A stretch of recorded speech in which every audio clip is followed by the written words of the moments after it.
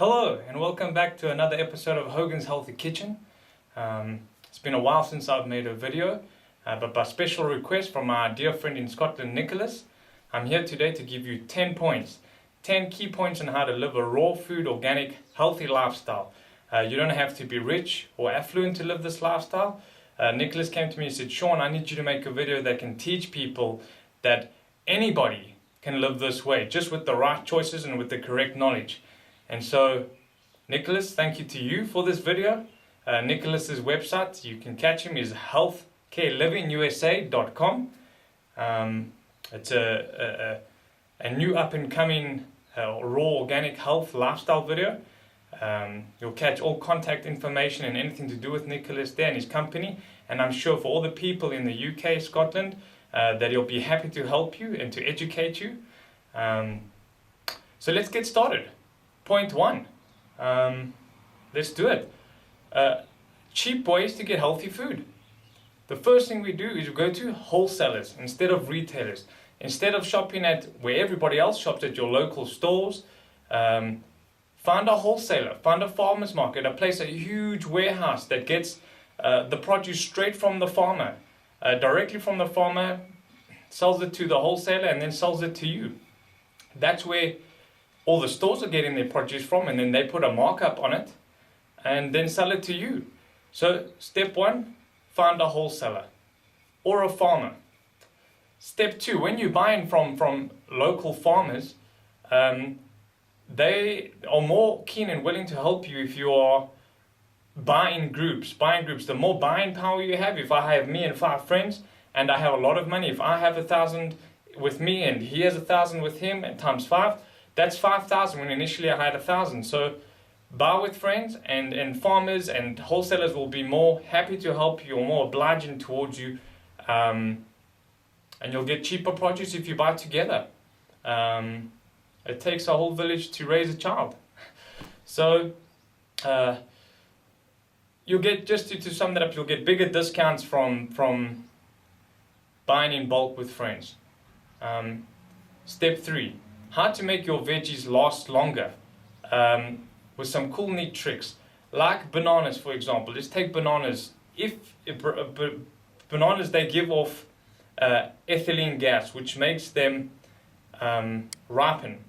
And so what you can do, and you'll find all this information, you'll find it on organichealthworks.com in the resource section.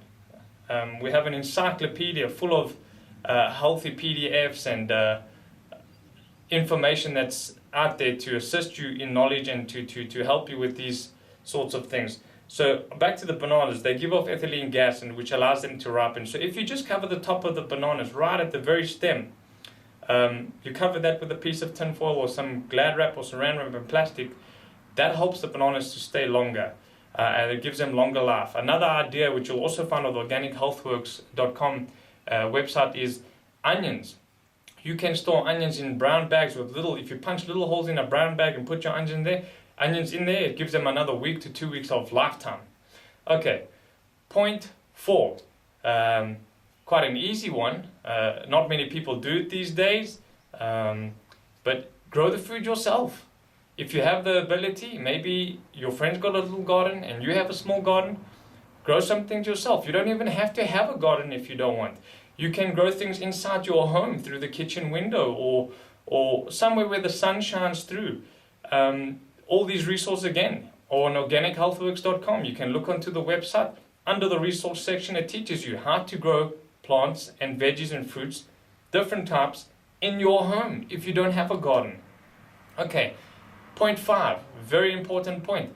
Eat with the season you are in. Locally grown foods are usually cheaper than those flown in from another country. So if you're in the season of apples and oranges and so on, buy that. Eat according, like your grandmother and grandfather did. Eat according to the season. We're very spoiled these days with foods coming from all over the world, and we're able to pick and choose what we want. But if you don't have the cash to just spend as you like, and you're living on a very low budget and you still like to live this healthy lifestyle, eat within the season. Okay, point 6. Whatever you buy and cannot consume, freeze it.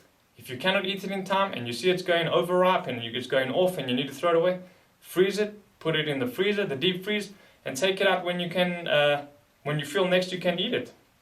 Mangoes, bananas, all kinds of things can be frozen, and they keep all their nutrients and enzymes and minerals and vitamins. A study that I recently read, they found in the study that frozen, if you freeze your goods, your fruit and your veggies, they store a lot more vitamins and enzymes and minerals than if you had to just leave it out over time. If you leave your fruit and your veggies over time, by day 5, if you had bought your produce and frozen it on day 1, that produce on day 5 has a lot more vitamins and enzymes when it's frozen than the produce if you had just left it out on the counter on day 5 and consumed it. Okay, so freeze what you cannot eat. Point 7. Speak to your local supermarket store manager for marked down products. Food that is still good, but the packaging has been damaged and the item does not look pretty anymore. In this day and age, it's very sad. The music business is pretty much, this is the way it runs.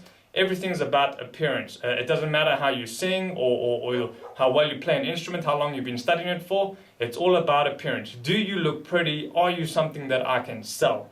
So it's the same with foods. The packaging's got beautiful colors. It's got nice shiny wrappers.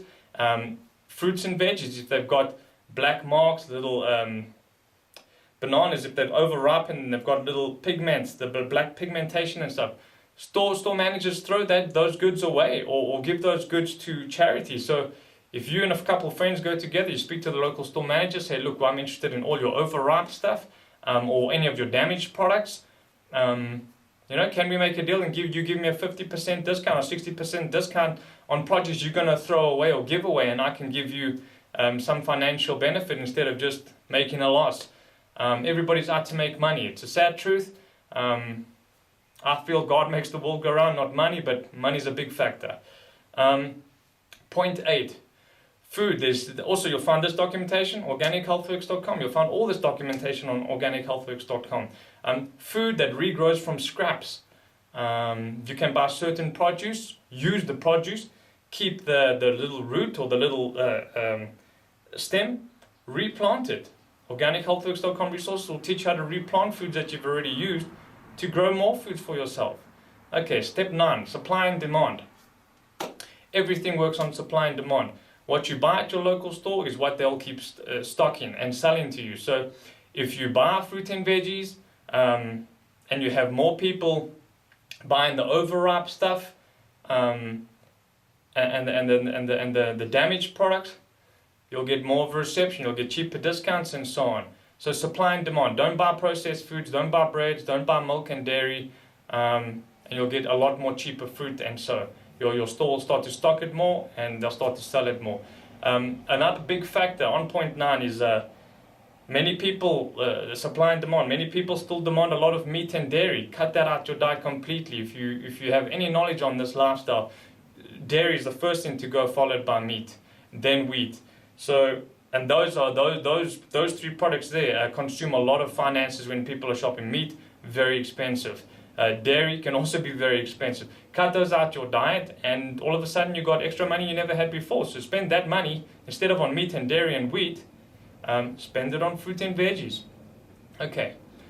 Eating locally grown food is like giving big corporations like Monsanto the finger. That's what you want to do.